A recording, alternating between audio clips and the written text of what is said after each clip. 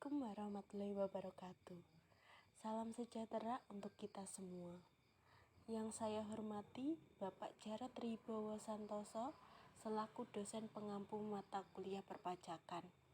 Dan yang saya hormati pula teman-teman sekalian, kami dari kelompok 7 Pendidikan Ekonomi Koperasi B yang terdiri dari saya, Maulidia Umratul Azizah dengan NIM 71014210225, dan yang kedua ada Putri Amelia Agustina dengan NIM 710142122, dan yang ketiga Selmi Melani Irda dengan NIM 710142124.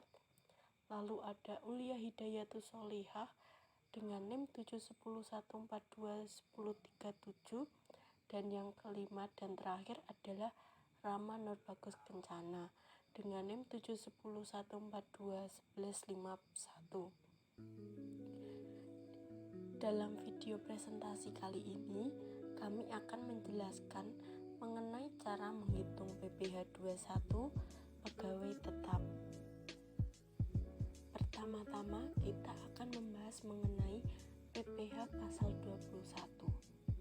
PPh pasal 21 adalah pajak atas penghasilan berupa gaji, upah, honorarium, tunjangan dan pembayaran lain dengan nama dan dalam bentuk apapun sehubungan dengan pekerjaan atau jabatan, jasa dan kegiatan yang diterima oleh wajib pajak dalam negeri ataupun karyawan Anda dan harus dibayar setiap bulannya. Dalam melaksanakan kewajiban PPh pasal 21, Undang-Undang di bidang perpajakan menunjuk perusahaan sebagai salah satu pihak yang wajib melakukan pemotongan, penyetoran, serta pelaporan PPh pasal 21. Setelah mengetahui pengertian PPh 21 pegawai tetap, selanjutnya ada rumus penghitungan PPh 21 pegawai tetap, yaitu pertama-tama menentukan berapa penghasilan bruto.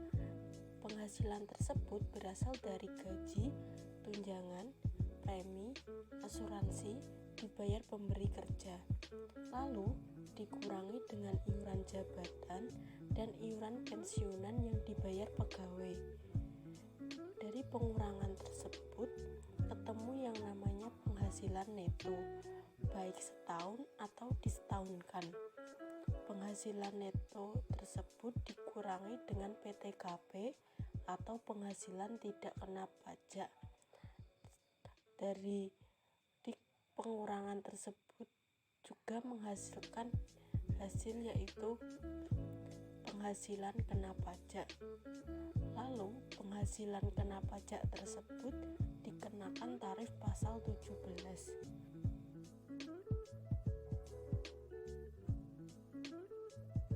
Contoh soal perhitungan PPh 21 pegawai tetap. Soal PPh 21 pegawai belum kawin.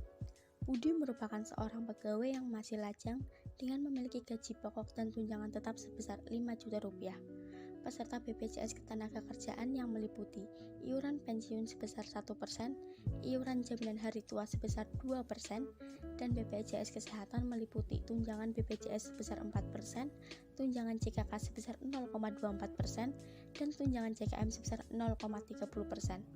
Memperoleh THR 1 bulan upah dan tambahan bonus tahunan sebesar 5 juta rupiah. Besaran biaya jabatan 5% dari penghasilan bruto. Hitunglah PPh bulan November 2021. Penyelesaian. Pertama, dengan mencari penghasilan bruto setahun. Mencari penghasilan bruto setahun dengan menjumlahkan gaji, tunjangan BPJS, tunjangan CKK, tunjangan CKM, THR, dan bonus tahunan. Pada soal diketahui bahwa gaji pokok dan tunjangan tetap sebesar 5 juta rupiah dikali 12 menjadi 60 juta rupiah. Tunjangan BPJS Kesehatan sebesar 4% yang dikalikan dengan 5 juta rupiah menjadi 200.000 rupiah. Tunjangan CKK sebesar 0,24% yang dikalikan dengan 5 juta rupiah sehingga menjadi Rp12.000. Tunjangan CKM sebesar 0,30% yang dikalikan dengan 5 juta rupiah menjadi Rp15.000. THR yang mana 1 bulan upah sebesar 5 juta rupiah. Bonus tahunan sebesar 5 juta rupiah. Jumlah penghasilan bruto menjadi Rp70.227.000. Kedua, pengurangan terhadap penghasilan bruto. Biaya jabatan sebesar 5% dikalikan dengan 5 juta rupiah menjadi Rp250.000. Iuran JP atau jaminan pensiun sebesar 1% dikalikan dengan 5 juta rupiah menjadi Rp50.000. Iuran JHT atau jaminan hari tua sebesar 2% dikali dengan 5 juta rupiah menjadi Rp100.000. Total pengeluaran sebesar Rp400.000. Jumlah penghasilan bruto sebesar Rp70.227.000 dikurang dengan Rp400.000. Menjadi penghasilan neto setahun sebesar Rp69.827.000. Ketiga, dengan menghitung PPh 21. Menghitung PPh 21 dengan menerapkan penghasilan tidak kena pajak atau biasa disebut dengan PTKP. Pada soal diketahui bahwa Budi merupakan pegawai yang masih lajang dengan besaran PTKP wajib pajak orang pribadi sebesar Rp54 juta, sehingga penghasilan kena pajak Budi sebesar Rp69.827.000 dikurangi dengan Rp54 juta menjadi Rp15.827.000. Keempat, dengan menghitung besarnya PPh 21 sebesar 5% dikalikan dengan PKP sebesar Rp15.827.000 sehingga menjadi Rp791.350. Menghitung PPh bulan November dengan Rp791.350 dibagi dengan 12 menjadi Rp65.946.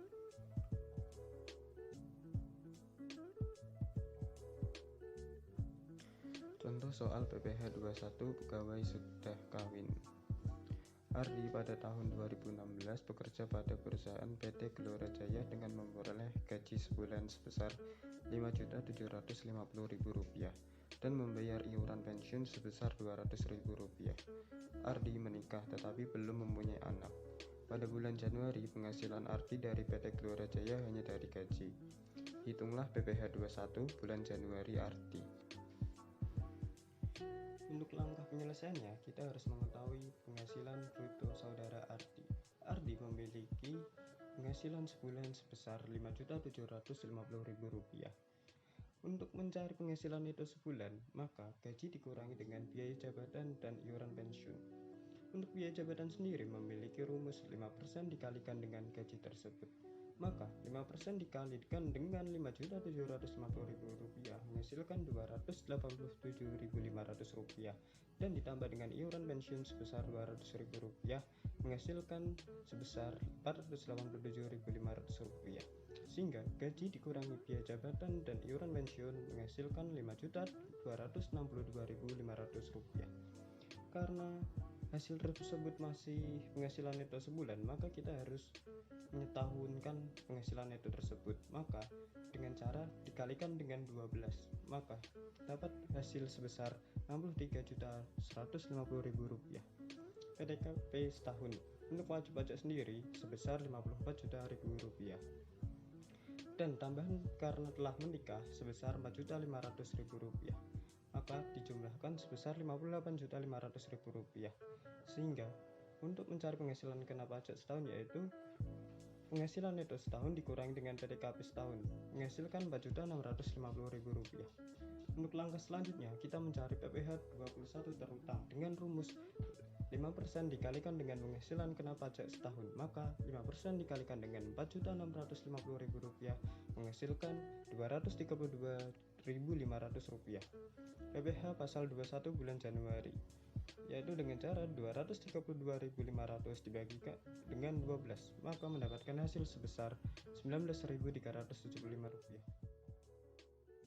Selanjutnya, contoh kasus perhitungan PPh 21 untuk pegawai yang sudah kawin. Di sini terdapat soal Eko pegawai pada perusahaan PT Chandra menikah tanpa anak, memperoleh gaji sebulan Rp 8 juta. PT Chandra mengikuti program BPJS Ketenagakerjaan, premi jaminan kecelakaan kerja, dan premi jaminan kematian yang dibayar oleh pemberi kerja dengan jumlah masing-masing 0,50% dan 0,30% dari gaji.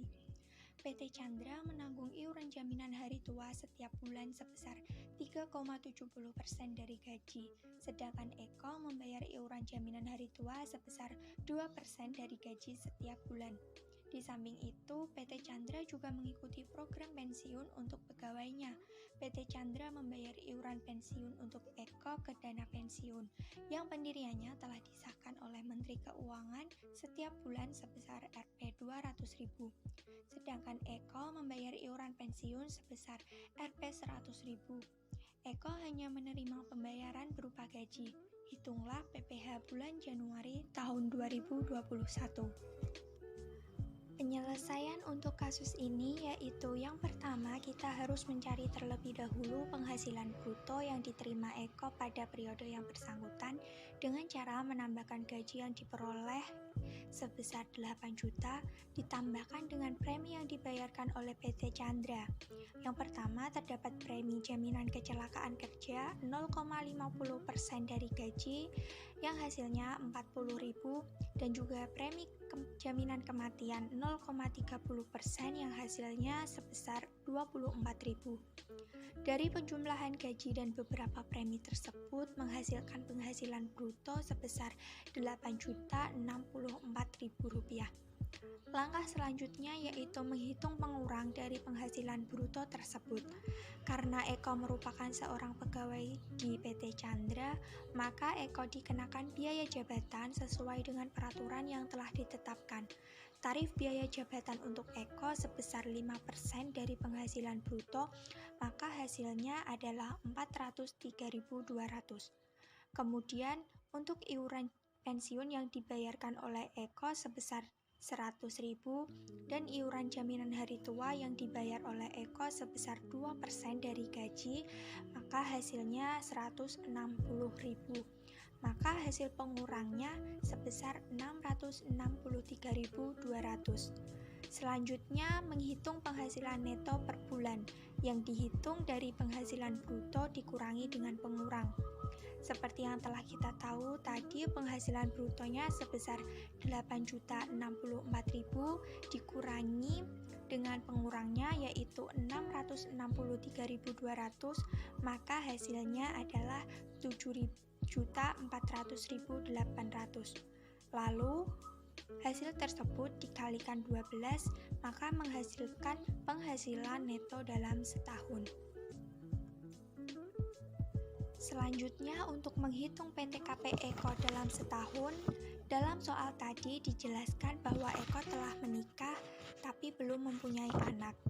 Maka PTKP-nya untuk wajib pajak sendiri sebesar 54 juta dan ditambah dengan tambahan karena menikah sebesar 4.500.000, jadi PTKP Eko sebesar Rp58.500.000 dan untuk PKP-nya sebesar Rp30.309.600. Nah, jumlah PKP tersebut dikalikan dengan tarif pajak yang berlaku.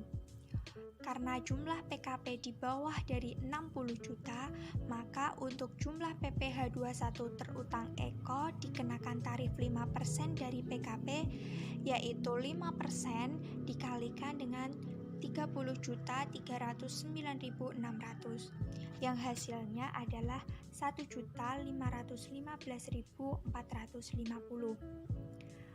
Dan itu adalah PPh yang terutang selama 1 tahun. Untuk mengetahui PPh per bulannya, maka hasil tersebut dibagi dengan 12 yang hasilnya adalah 126.288.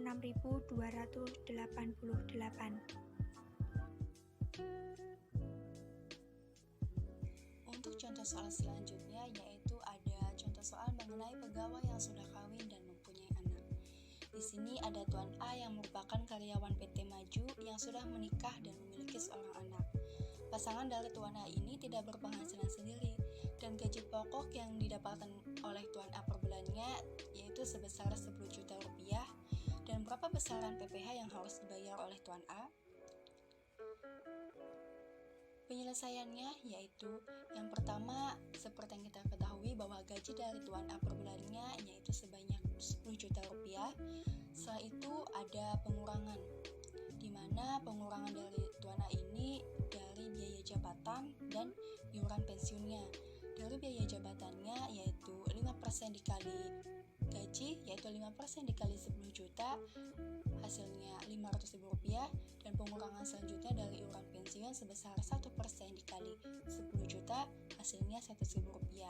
Jadi besaran pengurangan dari Tuan A ini sebanyak Rp600.000. Dari gaji 10 juta dan pengurangannya sebesar Rp600.000, maka kita mendapatkan penghasilan neto sebulannya sebesar Rp9.400.000. Setelah itu, dapat kita ketahui penghasilan neto setahunnya.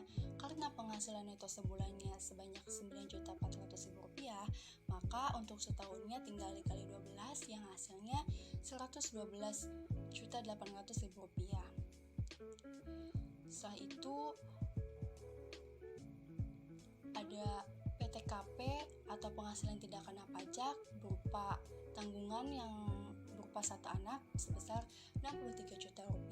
Jadi dari penghasilan neto setahun dan PTKP tanggungan satu anak didapatkan penghasilan kena pajak sebanyak Rp49.800.000. Selanjutnya kita ketahui ada pajak penghasilan terutangnya sebanyak 5% dikali penghasilan kena pajaknya sebesar Rp49.800.000, maka PPh terutangnya sebanyak Rp2.490.000. Lalu ada PPh per bulannya, yaitu dari PPh terutang dibagi 12, yaitu sebesar Rp207.500. Jadi, besaran PPh yang harus dibayar oleh Tuan A per bulannya sebanyak Rp207.500 atau untuk setahunnya yaitu sebanyak Rp2.490.000. Sekian presentasi dari kelompok 7. Apabila ada kesalahan, kami dari kelompok 7 mohon maaf. Wassalamualaikum warahmatullahi wabarakatuh.